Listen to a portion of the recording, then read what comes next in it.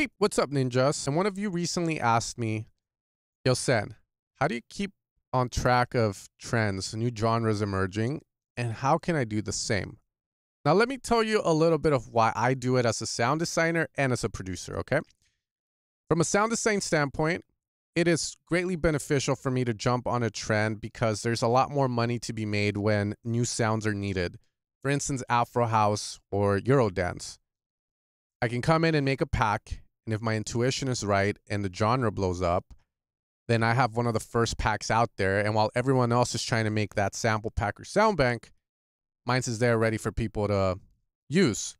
So I get first mover advantage on that. Now, as a producer, the benefits are way better than a sound designer, and I'm going to explain them to you on why you need to care. The first one is first mover advantage. You are seen as an innovator if you're one of the first guys to join the trend, join the genre, and successfully make music and push it forward. If history doesn't lie to us, a lot of artists that we know of today started off this way. Oliver Heldens, Future House. Jaws, sadly, he's not at the top anymore because he didn't stay on top of trends, but that's another conversation. But he had his UK garage or UK wub stuff, the bass house movement. And I can name a huge array of artists that blew up this way, right? Okay, so that's why it's beneficial for you to jump in. The second thing is, if you manage to do it successfully and you're seen as an innovator in the space, big DJs like David Guetta, Tiesto, name more, will want to collaborate with you. And this is a huge opportunity for you because you gain a huge amount of exposure. Labels are more likely to sign you as well as they look for artists making that fresh new sound. Because with labels, it's all about money. That's the way it is. It's a business, right? You get booked more. Imagine you have a trending genre that not everyone has caught on, and there's a limited amount of supply, and festivals, clubs want to get that sound in because they see, whoa, if we get an artist in this style, people are going to come out. It's fresh. It's new. People love that. Then more gigs, which means more exposure, which means you're on your way to the top. So it's kind of like a catapult thing. Now, I say this very easily, and of course, it's very hard to spot trends that go somewhere that will gain you these benefits. I mean, there's a lot of trends like Future Rave that were very unsuccessful. So make sure that while you seek the trend, you also like it and enjoy making it. But if you're all about business, and there's nothing wrong with that, then this is how we can do it. The first tool that we have is 1001 track list. Now, this tool allows you to see songs that have been supported the most by radio shows, DJs, podcasts, and it will tell you here where it's being supported and what the charts are for. Now, this is a tool. And what that means, the tool is only as good as the person using the tool. So if you're going on this going, oh, they all sound the same, and you're like, whatever, oh, it's all tech house. But if you're not getting specific enough, then you're missing out. For example, we can go through all of these, and if you find one using different sounds, like, Max Styler is a good example. Max Styler has been pushing this tech house melodic techno fusion together. And not a lot of people are doing it. And will he blow up further? I mean, you can look at the numbers. We got Odd Mob there. You can look at Max Styler as well. And, I mean, the Spotify numbers are getting better. He was at 500,000, right? You have to do a bit of market research on that. And if you find, oh, okay, this might blow up, then I'll make a sound bank or a sample pack in this style, or you will make music in this style. So you keep going down the list. Riordan, as the beat goes on, very 90s influenced tech house track.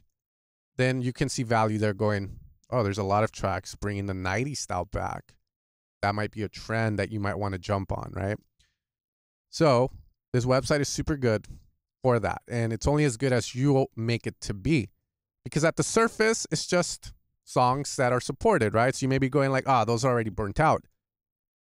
But not exactly. A lot of the times they're not burnt out. A lot of the times they go unseen for a good amount of time before said guy blows up. Now, there's nothing wrong with being second or third best in music, I feel like. So if you want to jump on the Max Styler train or the 90s train, and let's say you're not at the top, but you're somewhere there, you will still benefit. Maybe not as greatly, but you will still benefit from it, right? So 1001 track list, podcast, radio shows is good, okay? When I make a new soundbite, I do look at Beatport, and I try to look at the top 100 tracks, okay? Now, I'm not looking at what, well, yeah, as a sound designer, I'm looking at what genres are at the top, and we can see Afro House is just dominating here. We have a couple tech house, melodic house, right? So the way I would see this more as a producer is the odd one out, right? If like a drum and bass track went high, I would do a bit of research on that. There's minimal deep tech, techno, dubstep. There was that collab with John Summit and the dubstep producer. That could start something as well. You just want to stay on top of all of that stuff, and you can use magazines as well and whatnot. But these are the ones that I enjoy looking at, okay? The next one that we can look at, I apologize for the sniffing, is TikTok. Now, I mean, I don't know why I'm getting this. I guess they know I'm a dude, but I don't really go on TikTok too much. But if you see a song going viral on TikTok, right? That is a huge proven to work concept. Many people, here, let's go to music and dance real quick. There we go. What song is I Show Speed dancing to? There we go, we have a song. Is it Eurodance? See, this is why I think Eurodance is gonna blow up, man. But hello, I'm trying not to get out of here. No. How do you mute this, fam? How do you? Oh, there you go. Let's mute the baby. Okay. So, you know, if you see a song going viral on TikTok, that's a proven to work concept. Now, I have a lot of students that look down on TikTok and Instagram, and I always try and convince them otherwise, and I might try to convince you otherwise as well. But when you have something like TikTok and Instagram where you invest time into some hopefully going viral, I think that's amazing because you create a proven to work concept. Now, labels will use this as well to their benefit. They're trying to make money. So when a label sees a track go viral on TikTok or on Instagram or YouTube Shorts, social media, it's a proven to work concept. It's like me going to Mexico, and I actually went once, and there was this coffee that tasted really good, and I even asked the hotel, like, what coffee is this? It's amazing. They're like, oh, it's from the local native area, etc. And I asked, you guys send this to America, etc. They said no, but they did also specify that certain businessmen that had stayed at this hotel wanted to take that coffee, and they wanted to bring and mass market the coffee. Why? Because the product is really good. Right? So labels are the same. If you go viral on TikTok, you know, we can see TikTok go like 50 million views, but how many people are in this world? How many people like dance? There's so much more. And if the label can grab that thing that is proven to work and send it to the masses, then that's why they do what they do. Right? And I get it. A lot of us will hate it and stuff because we don't want to be a part of social media. It can definitely drain you. But it's the same thing as Elvis, Madonna having to go on TV shows in front of an audience, answer questions, and develop a bit of hype around an album. You're going to have to do it otherwise, even when you get big. It might be a different playing field, but it's still the same thing. The difference now is that you can do it from the comfort of your home without a label. And if you know what your brand and your image is about, you should have no issue doing just that. As a producer, though, when you see that, you're not a label, right? But you should see a proven to work concept. You should hear the song and go, oh, it's just like everything else out there with a different vocal, then move on.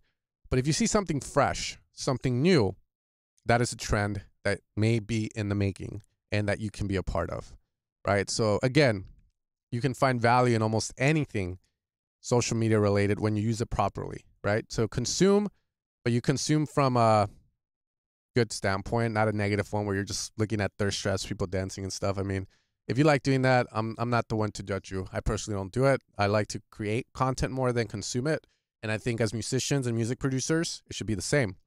Okay, cool. TikTok, Instagram, YouTube. So that's out of the way there. The other one, I'll just put up Insomniac for that because it's the only festivals I know of. Festivals, music festivals, Miami Music Week, AID. These are things you might want to go to. And yeah, party and stuff, but party with purpose, which means that when you're in the crowd, maybe you have a few drinks, that's fine, have fun, but be actively listening to what the DJs are playing. You're a tech house DJ, go hear the West End set, go hear someone set of something that you would like to be a part of, hear the music, hear the IDs, and look at the crowd. Because a lot of DJs, okay, and a lot of labels that matter with my students, before the label decides to sign the track, they have the main head DJ or the DJ that owns the label perform the tracks out. They gauge the crowd reaction, and they can, one, give feedback, or two, say, oh, shit, boom. Even though it sounds cool, just didn't work.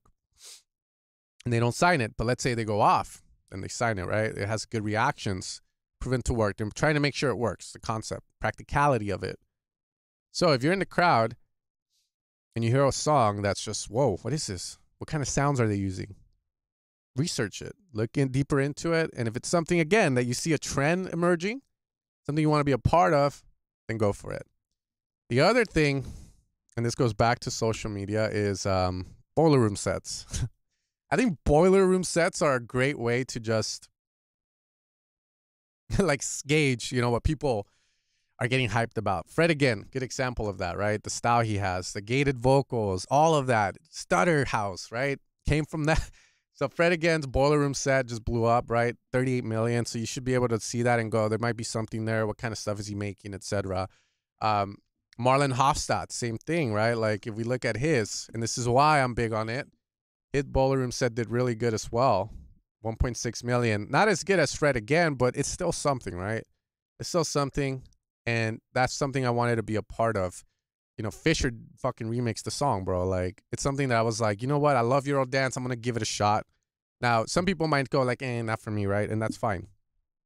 But if he got 50 million views, maybe you might want to jump on it, right? So these are the trends that we are looking at there. Yeah, but just, you know, looking at DJ sets you might like from people that matter, the Tastemakers, Guetta, Tomorrowland, you know, those are places that you want to be looking at to see what trends are coming in and being set forward. Water break, my fam, water break. That's literally the only way to keep track of trends as a music producer. There's a reason why DJs accept, like, you know, IDs from producers. They want to be the first ones to play an ID out. They want to be associated with good music. So when a DJ finds that hidden gem, maybe it's unreleased, they can either, one, choose to rip you off, which has happened, and again, it's something that you just have to be aware happens, or two, they can choose to play it and go, damn, this is sick, and then, again, you know, they want to be a part of that. I hope this video is helpful for some of you. I don't think music should be made in this way if you are looking to do it for joy and just release stuff, but I will not lie to you. If you're trying to do it as a living, where you make music, you perform, and that's your main source of income, and you want to be able to support a family or have some form of house, etc., and be able to pay it with music, it's the way to do it. You have to follow trends. That's just the sad reality of it.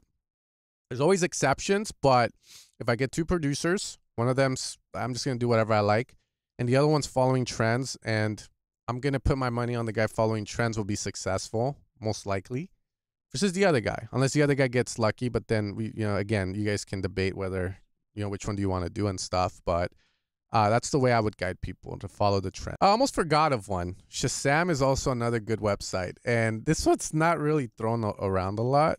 And here's why. If you go to charts, you can see what songs have been Shazam the most, right? But you have a lot, and this is free, by the way. Go dance.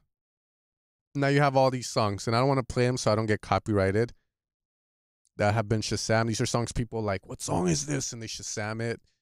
I mean, you got a lot. Pump Up the Jam. Like, that's 90s influenced. My gut is 90s, 80s Cocaine House is going to come back, so that's why I'm on that stuff, and I'm do it for fun. But, you know, I want to make stuff people want to listen to, you know. I want to get them going like, damn, like I want more of that. Here, we can also base it on LA, etc. So that's also good. If you guys enjoyed the video and you want to support the channel, you can head over to evilsounds.com, where you can find all of my sound design work supported by some other top producers. We just got Hugo getting the new Afro House pack. That was a dope. Alesso bought a big batch. Nicky Romero, David Guetta. Yeah, I got people in the techno scene. UMEX, Space 92. A lot of people using the stuff. Check it out. And if you vibe and you want to support, best way to do it, you get good sounds in return, And obviously, you guys help me keep going with what I've been doing these past, I'll say 10 years, 12 years now, which is dope. Other than that, thank you guys for the support. I'll catch you guys next time for another video. Peace out.